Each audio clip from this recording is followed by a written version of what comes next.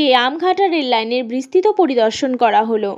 এই গুরুত্বপূর্ণ পরিদর্শনে শিয়ালদা ডিআরএম উপস্থিত ছিলেন।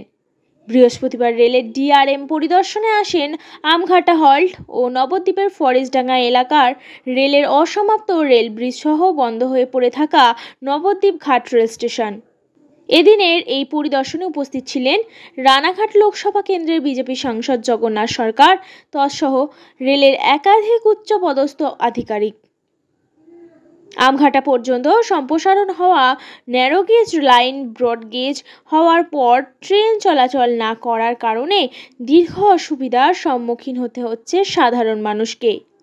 যদিও কৃষ্ণনগর থেকে আমঘাটা পর্যন্ত রেল চলাচলের ব্যবস্থা ইতিমধ্যে সম্পন্ন হয়েছে, তবে নবদ্বীপ ধাম পর্যন্ত যাতে রেল চালু করা হয় সে বিষয়ে এই পরিদর্শন, এমনটাই জানা গেছে রেল সূত্রে।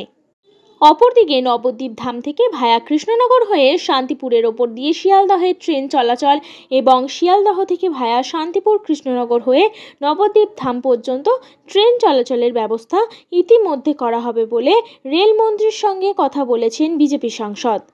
তবে এখনও বেশ কিছু জটিলতা রয়েছে, আর সেই জটিলতা কাটিয়ে উঠলে অতি দ্রুত আমঘাটা পর্যন্ত রেল চলাচল চালু করতে পারবে ভারতীয় রেল।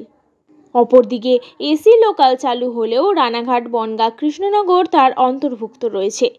এখনও পর্যন্ত শান্তিপুর এবং গেদে রেলওয়ে স্টেশনে কোনো রকম এসি লোকাল না পাওয়ার প্রসঙ্গে ডিআরএম জানান, ধাপে ধাপে যেরকমভাবে নির্দেশ আসবে সেইভাবেই ট্রেন চলাচল চালু হবে।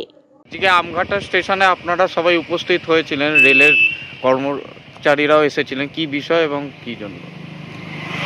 নবদ্বীপকে কেন্দ্র করে একটি ট্রেন আগে ছিল শান্তিপুর ধাম টু নবদ্বীপ ধাম। সেই ট্রেনটা ব্রডগেজ হয়েছে।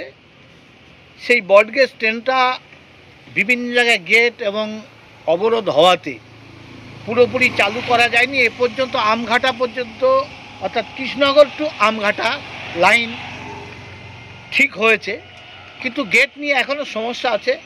আগামী দিন বাণিজ্যিকভাবে রেল তার প্রজেক্টের কাজ শুরু করবে, অর্থাৎ নবদ্বীপ ঘাট থেকে একদম কৃষ্ণনগর ভায়া শান্তিপুর হয়ে একদম কলকাতা শিয়ালদা পর্যন্ত ট্রেন চলাচল হোক, এবং পুরনো যে শান্তিপুর টু নবদ্বীপ ভায়া কৃষ্ণনগর ট্রেন ছিল সেটাও চালু করার প্রচেষ্টায় আমি আছি। রেলমন্ত্রীকে বলেছি, কথা দিয়েছেন, তারই পদক্ষেপ নেওয়া শুরু হয়েছে। রাজ্য সরকারের সহযোগিতা পেলে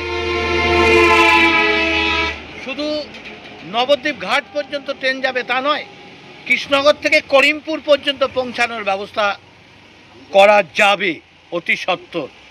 শুধু চাই রাজ্য সরকারের প্রশাসনিক সহযোগিতা, তাহলে এটা বাস্তবায়িত হবে। নদিয়াবাসীর এটা খুবই প্রয়োজন বলে মনে করি।